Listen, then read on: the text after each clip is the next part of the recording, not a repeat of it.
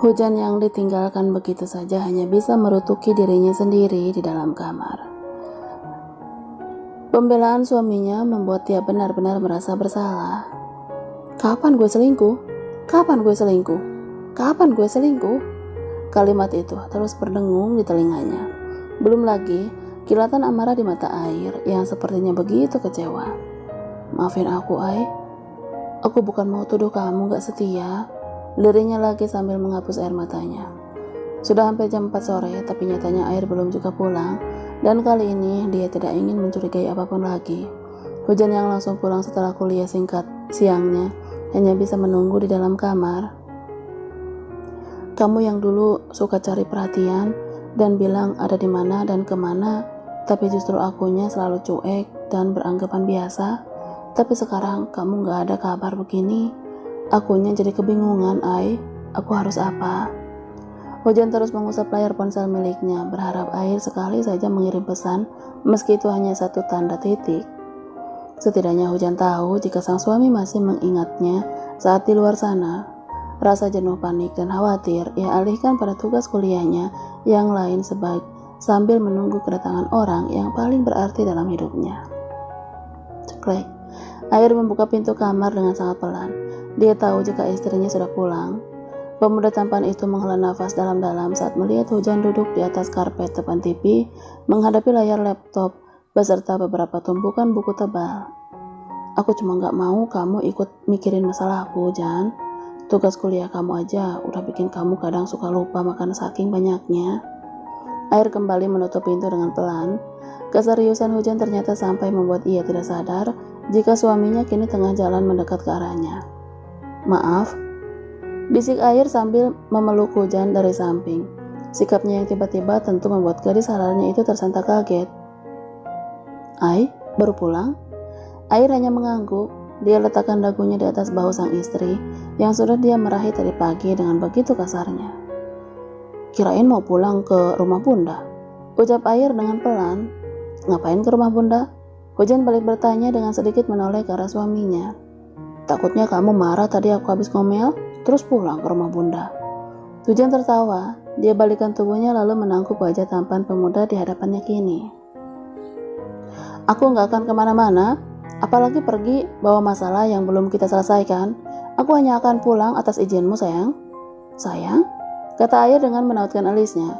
Iya sayangnya Hujan, si ganteng yang suka malah-malah, yang mantan pacarnya tumpah-tumpah, tapi alhamdulillah setia kan, Ai? Goda Hujan sampai tergagah. Setialah, gak punya cadangan sekarang mah, jawabnya sambil berhamburan memeluk Hujan.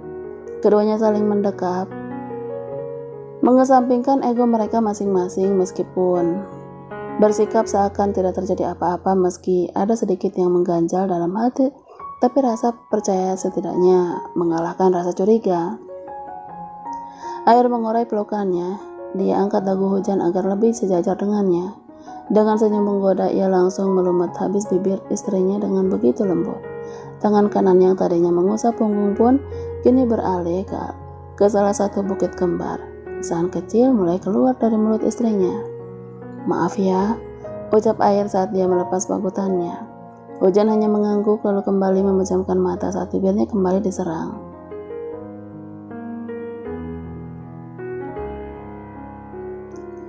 Dengan sedikit tergesa dia baringkan tubuh istrinya agar bisa leluasa menikmati setiap inci bagian-bagian yang selalu membuat dia melayang jika menyentuhnya.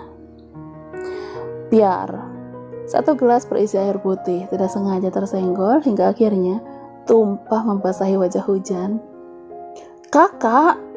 Jeritan Hujan membuat Air panik dan langsung menarik tubuh istrinya lagi yang baru saja ia baringkan. Wajah Hujan yang basah langsung ia keringkan dengan kaos yang baru dia buka tadi. Ai, jorok ih! Sentak Hujan saat Air mengelap wajahnya. Enggak, masih wangi kok, jawabnya sambil mencium bajunya sendiri. Tapi kan itu bekas keringat sama debu. Seharian kan kamu keluar, mana gak jelas keluarnya kemana, terus sama siapa? Oceh Hujan lagi sambil menggeser duduknya karena karpet yang basah. Aku cuma keluar di kamu doang. Jangan hujan deras, bisik Air yang langsung membuat bulu tengkuk Hujan meremang. Ih, apaan sih? Gak jelas banget. Ucap Hujan yang akhirnya bangun dari duduk menuju kamar mandi sebab bajunya sedikit basah. "Jan!" teriak Air yang juga ikut bangun lalu berjalan di belakang istrinya. Prak! "Jan, hujan deras. Woi, buka nggak?" "Jan, kakak ikut. Kita mandi berdua." Air terus saja memanggil istrinya sambil menggedor pintu kamar mandi yang dikunci rapat. Ia mendengus kesal lalu menendangnya dengan sedikit keras. "Au!" Pekiknya menahan sakit. Air yang sama sekali tidak dibukakan pintu akhirnya memilih kembali menuju karpet. Dia rapikan semua buku dan barang milik sang istri, kemudian Air meletakkannya di meja belajar milik Hujan. Hal yang sebenarnya sepele untuknya, tapi tidak bagi Hujan. Dia akan merasa semakin diperhatikan saat Air tidak mengabaikan semua kebutuhannya. "Udah dong, jangan cemberut gitu," rayu Air sambil memeluk Hujan dari belakang saat gadis itu berdiri di depan cermin menyisir rambutnya. "Awas," titanya sembari melepas tangan sang suami. "Tadi lagi pengen banget ya. Kalau kamu marah karena yang semalam aku terima, iya aku yang salah karena ngantuk banget, Jan. Tapi kalau yang barusan jelas bukan salah aku." Jelas Air, bibirnya terus menyusuri leher putih Hujan yang begitu harum. "Terus salah siapa?" tanya Hujan yang semakin kesal. Tidak bisa ia pungkiri, dia memang sedang sangat menikmatinya tadi. Namun rasa nikmat itu hilang saat tiba-tiba wajahnya tersiram guyuran air putih. "Salah segelas lah, ngapain coba dia numpahin isinya ke muka kamu? Aku yakin dia itu sirik karena kamu tuh cantik," rayunya sambil mengeratkan pelukannya.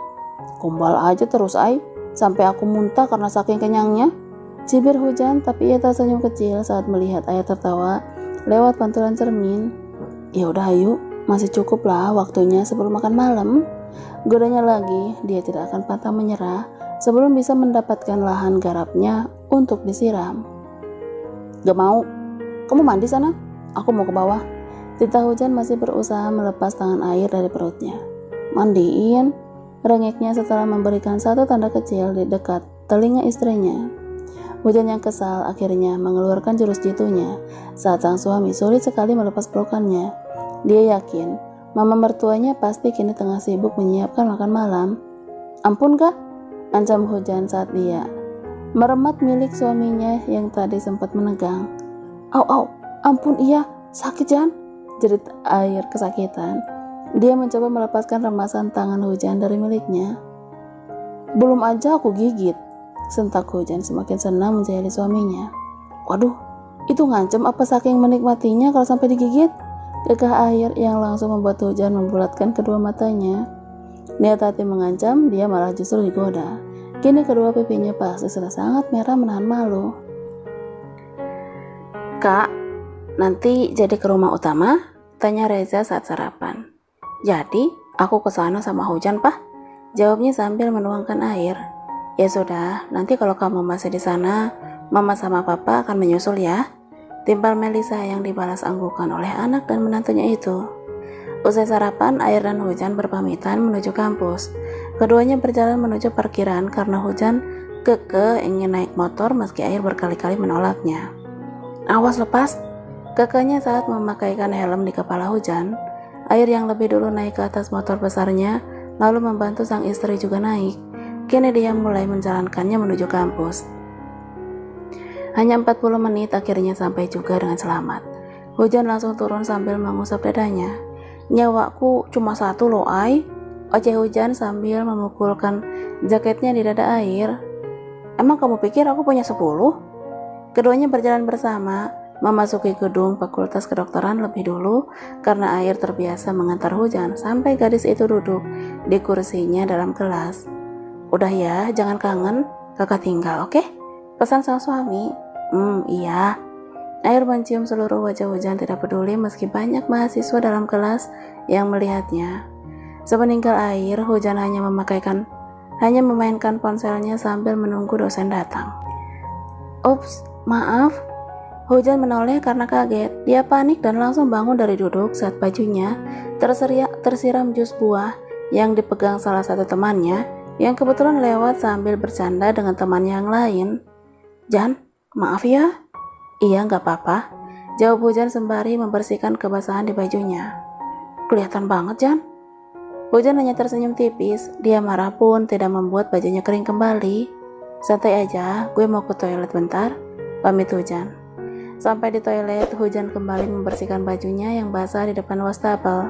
Dia menghela nafas karena warna merah di bajunya jelas sangat terlihat. Loh, Jan kenapa? Tanya seseorang yang Hujan hanya tahu nama tapi ia justru tidak begitu kenal karena itu salah satu mantan suaminya. Nggak sengaja ketumpahan jus buah, jelas Hujan kepada Melan, nama gadis itu. Ini kelihatan banget, dada lo sampai jiplak gitu, kekeh Melan yang langsung membuat Hujan tersenyum kecut karena memang benar adanya. Ganti baju aja, mau? Tawar Melan. Hujan mengernyitkan dahinya lalu menggeleng. Nggak bawa baju ganti? Pakai baju gue ya gimana? Melan berbicara sambil meraih tangan kanan Hujan. Gue ngekos dekat sini, yuk ikut.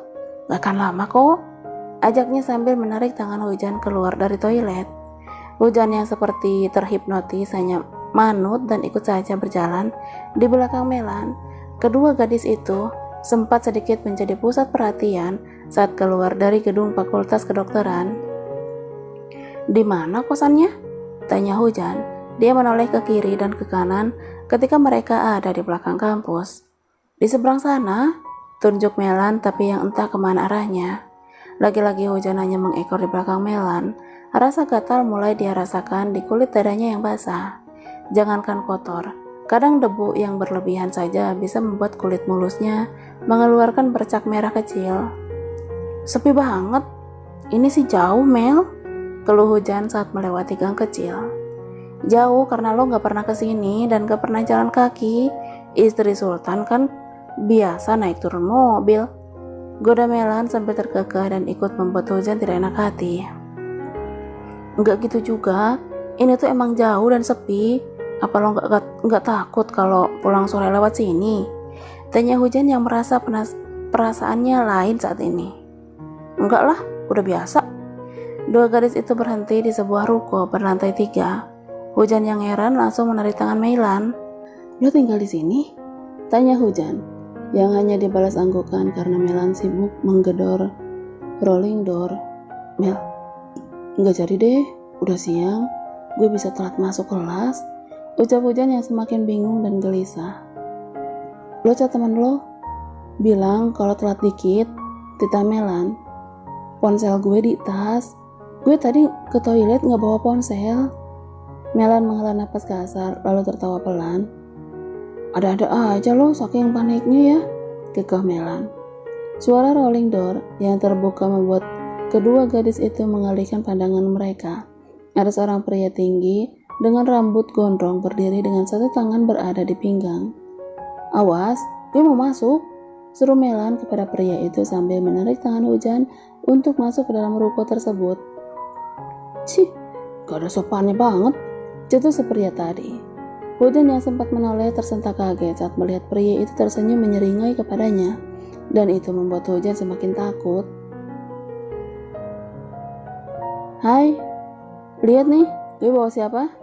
Tapi hatiku seakan ada hal lain, tapi itu entah apa. Ucap Kahyangan yang merasa bingung sendiri dengan apa yang kini ia rasakan. Ada yang bergejolak dalam dadanya yang tidak bisa dia ungkapkan dengan kata-kata. Debaran jantungnya jelas berbeda, seakan begitu banyak bunga di dalam hatinya.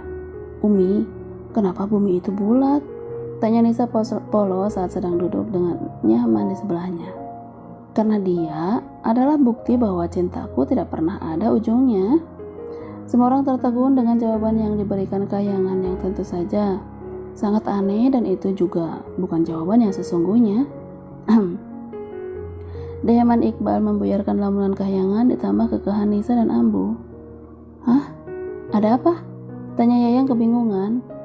Enggak ada apa-apa kok Umi, tanya Nisa. Tawa Nisa sambil menutup mulutnya. Mobil sampai di parkiran sebuah masjid. Semuanya turun dan berjalan beriringan. Nisa yang sangat aktif malah justru meninggalkan Kahyangan yang tidak bisa berjalan cepat. Nisa, tunggu Umi, teriak Yayang yang tidak digubris sama sekali oleh bocah cantik itu. Ia yang mengedarkan pandangannya ke sekitar masjid yang teramat membuat ia nyaman dengan rindangan pohon dan tanaman lainnya. Tapi matanya beralih kepada sebuah mobil mewah yang terparkir di dekat mobil Iqbal yang dia naiki tadi. Dulu hampir setiap hari aku menaiki mobil mewah seperti itu dengan Bumi. Gumamnya pelan sambil tertawa kecil. Bumi lagi.